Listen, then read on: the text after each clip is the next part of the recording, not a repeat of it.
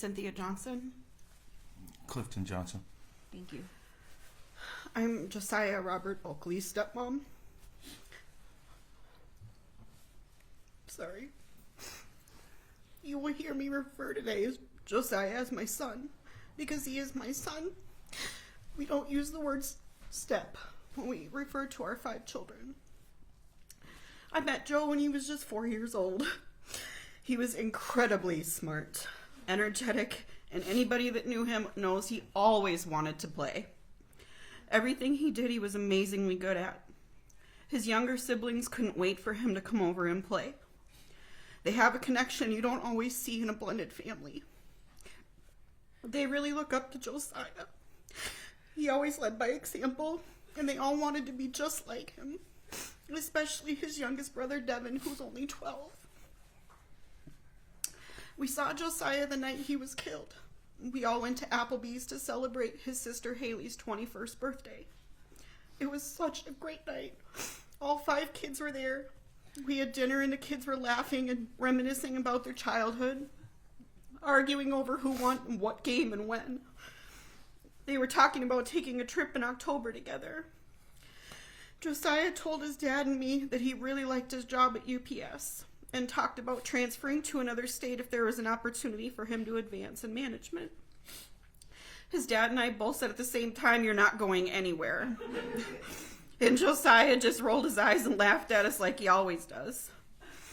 We asked him to come back to our house to hang out that night, and he said he had already made plans with his friends. We all hugged and said goodbye and left. Little did we know that would be the last time that we would see him, and it was just 2 hours before the crash. Our hearts are permanently broken. We wake up every day with the realization that he's gone. It's like reliving the same nightmare every day. I still replay the image of him driving his car out of the parking lot, waving to me as he drove away. I'm still in denial that he's gone. He didn't move away for a promotion with UPS. He's not at work, working 3rd shift, just sleeping while I'm at work. He's gone. This isn't Sylvester Vaughn's first offense for drinking and driving. He's been previously charged for driving drunk and rear-ending another vehicle. In that instance, he assaulted the person that he hit.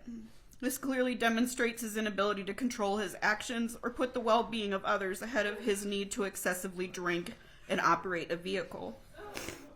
In that case, he was given a reduced sentence and quickly released back out into society, where he decided to drink excessively, drive 90 miles an hour, which resulted in him running a red light and killing my son, who was just on his way home from playing pool with his friends. He is clearly a threat to the community and appears to have no regard for anyone other than himself. If released, I believe he will drink again. 48 months sure isn't much of a reason for him to do the right thing, and clearly it won't prevent him from doing the wrong thing. The city of Minneapolis has enough trouble as it is with the repeat offenders that are released after little to no jail time. We hear over and over from the police they're telling us they're doing their job, but the judicial system is letting criminals right back out on the streets, so there's nothing they can do to help us. The county attorney can't help because of the ridiculous sentencing guidelines. Day after day, people are dying due to a revolving door of recycled drunk drivers released back into the community. There has to be a change. When and where does it end? How many more need to die? And who is going to stand up and say no more? And who do we turn to for justice for Joe? Our family was cruelly sentenced to life without the possibility of Josiah by Mr. Vaughn on December 11th, 2022 at 12:40 a.m. I can still hear the blood-curdling screams my husband cried when he got the phone call from Josiah's mother, Desiree, at 7 a.m. that he was killed. I will never forget watching my husband drop to his knees, broken, crying for Josiah. I will never forget the way he cried for his baby boy the entire way to Desiree's house, begging to see his son. I will never forget having to call my mother-in-law, Sarah, and tell her that her first grandson is killed. Or see Desiree, Josiah's true best friend and mother, in pieces, trying to make decisions a mother should never have to make. When I think of how much consideration is being taken into the best interest of Mr. Vaughn for sentencing, it infuriates me. What about the family of the innocent victim that's left to pick up the pieces of their lives without Joe? At this point, it feels like Mr. Vaughn is more the victim and my son is just the deceased JRO. I want to make sure that the legal system understands that Mr. Vaughn killed my son. He's not a victim, and this was not an accident. I hope he knows how blessed he is that he gets to see all 5 of his children again, because we are not as fortunate. I would give anything to have all 5 of my kids at home again, and I don't ever get to see them. The sentencing guidelines for criminal vehicular homicide are a disgrace. How does someone get to operate a motor vehicle after consuming 3 times the legal limit with no license, blow through a red light, kill someone, and return to their life as normal in less time than it takes a teenager to complete high school? Mr. Vaughn will get to see his children graduate, get married, and have children of their own. Meanwhile, Josiah's mother, Desiree Oakley, is without her only child.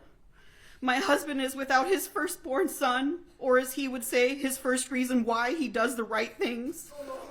Our children are without their big brother, and I'm left without my oldest son, who was there with me through cancer. We will never get to see him get married or have his first child. We'll never see him move up the ladder at UPS as he intended.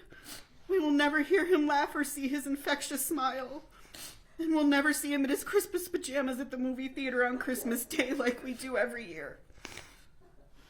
Our family did not want to offer a settlement. We do not agree to 48 months, nor do we understand why we had to offer a settlement before court proceedings commenced. The facts are very clear in this case.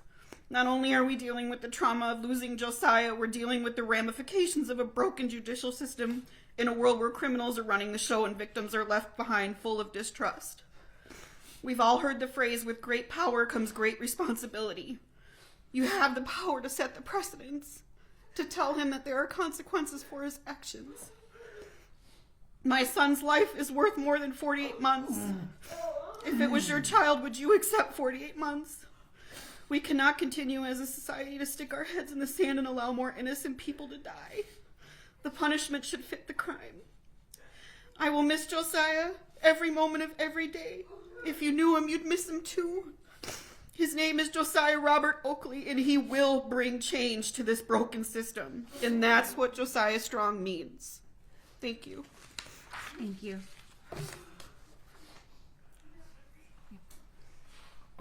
My wife said that my son is the reason that I choose to do the right thing.